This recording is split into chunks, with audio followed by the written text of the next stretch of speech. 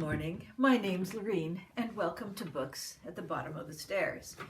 We have been having sort of the same experiences that everybody else has been having around the coronavirus and having to stay home. My husband has been having to do phone meetings, which is, they're taking about the same amount of time as they do when you're life to life, but there's nothing like having a phone glued to your ears for about 5.5 hours that sends you up the wall. So it's been, it's just the same kind of business that's being transacted, but it's just that much more stressful when it's on a phone. So yeah, it's been a bit crazy and trying to find ways to keep calm. And this is my new favorite tool. Today is Tuesday, and I have one for every day of the week because I actually have no idea what day it is because there are no landmarks. I'm not going out to the shop or I'm not going out to the gym or anything, so it's always a bit of a mystery what day we're actually on. So I have that beside my table in the kitchen, and the cat has been completely confused by having all these laps around. So yeah, she's having a little bit of trouble settling down, but other than that, we're all coping pretty well. So the books that I have to talk about today are kind of funny. A while ago, I spoke about Joe Triggieri's book, Wild Girls. Didn't love it, and it was up for a Governor General award, and I haven't even bothered to go see how it ranked because I was just so sort of disinterested. But I liked parts of the way she wrote, so it did motivate me enough to go and try her other book. This is the first book, Ashes, Ashes. And the Ashes, Ashes part refers to the song Ring Around the Rosies, We All Fall Down, or Ashes, Ashes, We All Fell Down. So it relates to a plague, and it's a modern day plague, and it's about how basically children and teenagers survive, people in their middle ages don't, some elderly people, not too many, but a lot of them survive, and it's pretty hard-hitting, debilitating plague. Very few people survive, and those that do have tremendous amounts of skin disruptions, I guess you could call them. So they end up becoming cloaked so that people are not afraid of their appearance. Well, of course, New York has basically fallen to the ground because while this is all going on, there have been tsunamis and water risings and earthquakes, and so the earth itself is in pretty big trauma as well as the human population. So what's happening is that there's been people doing research at a nearby hospital which has managed to stay intact, and they are coming down into the settlements of the survivors and taking people away and using them for research purposes. And our main protagonist had been living free of any kind of community just outside the city in what used to be Central Park, and has survived more or less intact, but then a tsunami comes and she manages to outrun a tsunami, and she ends up into a community of people who are primarily survivors with I guess they had the vaccinations, so they're survivors because they had the right proper kinds of vaccinations, and then a few of the people who actually survived the plague itself. And the researchers up at the hospital want to get hold of this gal, and so they're hunting her down. The only reason they know that she exists is that when she was being tested during high school, when everybody was being tested periodically for the virus, her blood results were just such an anomaly. So there was a lot of research being done on her, and so they've got wind that she is still existing. So it's about trying to trap her. Well, again, what I find that Joe Triggieri has not done is her science research. It just is implausible in terms, not so much that she should be an anomaly and not so much that she should have survived, but just how they track her, what the blood has to do with any of this, what kind of idea they have around making a serum. Just the whole underlying biology just isn't really there. Then there's the same quibble that I had with the other book around how the main protagonist encounters the main evil person, and how there's this build up to almost tension, and then the main person, so maybe you should turn off if you don't want to have a spoiler, but basically the main protagonist kind of caves, like all of a sudden starts to believe the evil person, and I'm just thinking, come on, you've done all this work to be the hero, and then all this person has to do is say one or two sentences that you find placating, and you're going to cave in? No, I can't buy it.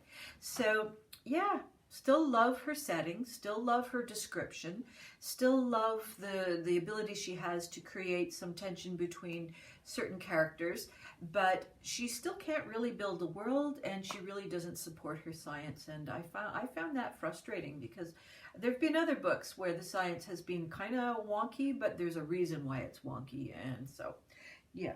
But the hilarious part of this book is that I'm reading about a modern day plague while we're going through the coronavirus isolation process. So that was kind of, I don't know, kind of funny. Weird, ironic, satirical, I don't know, call it what you will. So I decided after I was finished that one, I wanted to read A Gentleman in Moscow. And this is by the author Omar Towles, Towles, who has also written The Rules of Civility. This is part of the book haul that I get at Christmas time from my ladies group, where we trade books, and because of different circumstances I haven't had a chance to return any of the books. So thought, okay, I'm going to try this one. It sounds good. Moscow, somewhere different. Well, isn't it about a very rich aristocrat who has been sentenced to staying in his rooms in the hotel for the rest of his life in I guess it's just we're coming out of the 1918 era, so we're starting to get into the communist rhetoric and so forth, and he's unapologetically an aristocrat. Oh, can't say that word today, aristocrat. I decided, since he was confined to quarters for the remainder of the book, that I thought, I really love it right up till now, but can't get into the idea. I just, no, I'm already feeling kind of claustrophobic. And today it's pouring rain and snow simultaneously. So yeah, really feeling a little housebound. I'm putting this aside. I will finish it, but I am putting it aside. And then I did finish Seeds. It's my nonfiction book for, was supposed to be for the month of January, but I've decided I'm just too slow a reader to be able to do, well, too slow of a reader for nonfiction. I don't think I'm going to commit myself to one nonfiction book a month unless they're super short, because it just takes forever. I'm really reading another one that's really quite interesting, but I need to sit down and think about things in between. And if I read it all at once, then it doesn't really, none of it really sinks in. So this one about Seeds is part science, part memoir, and I believe that I don't like a memoir component in my science books. I like to know what the scientists or the discoverers or even the publicists or the marketers, whatever the different people are around the science, I want to know what they're doing. I'm not really too interested in what the author has to say about it all. Maybe at the final chapter there can be some kind of expression about what intrigued them into the subject, but fundamentally I don't really care. So this is taking us through all the dimensions of a seed,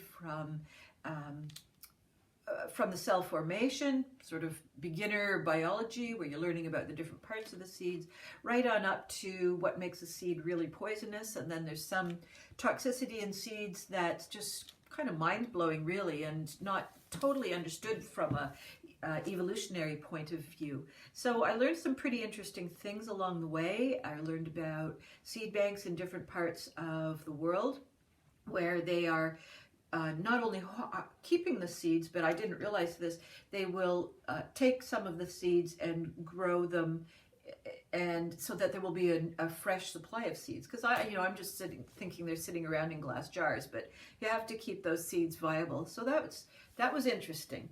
And some of the things around the toxicity of seeds were pretty interesting in terms of how they've been used both by animals who will ingest a poisonous seed, and how that works in terms of the poisons acting with the animal's bacteria, so that it creates an environment that the seed can sprout in. It doesn't sprout in the animal's gut, but once it's excreted, that has created a microbiology that allows for the seed to thrive. And it's also a way of sending the seeds away from the mother plant.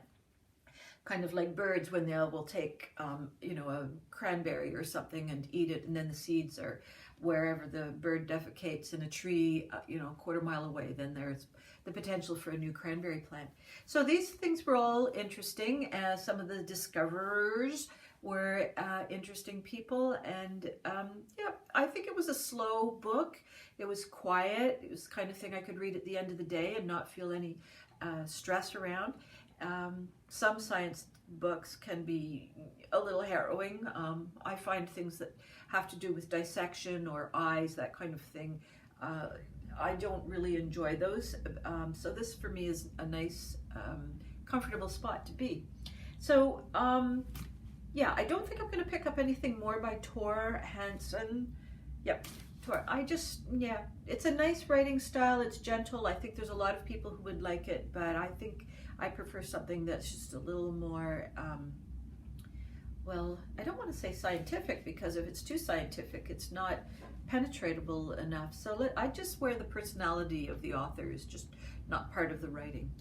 So that's it for my books. I think the next one I'm going to read is either a Kate Atkinson book called Transcriptions, which all I've done is take the dust cover off to protect it, or the other one I'm going to read is Boink by Mary Roach, which is supposed to be humorous. I don't know if it is. One of the things I did do was I rushed to the children's bookstore and managed to pick up 3 books that are either 2 of them are young adult and 1 of them is a middle reader, I think. I was on the hunt for dragon books, but I didn't plan ahead. But next time there's going to be, a world pandemic, I will definitely have a pile of dragon books ready to read. Well, I hope you're all doing well where you are. Take care of yourselves. Bye-bye.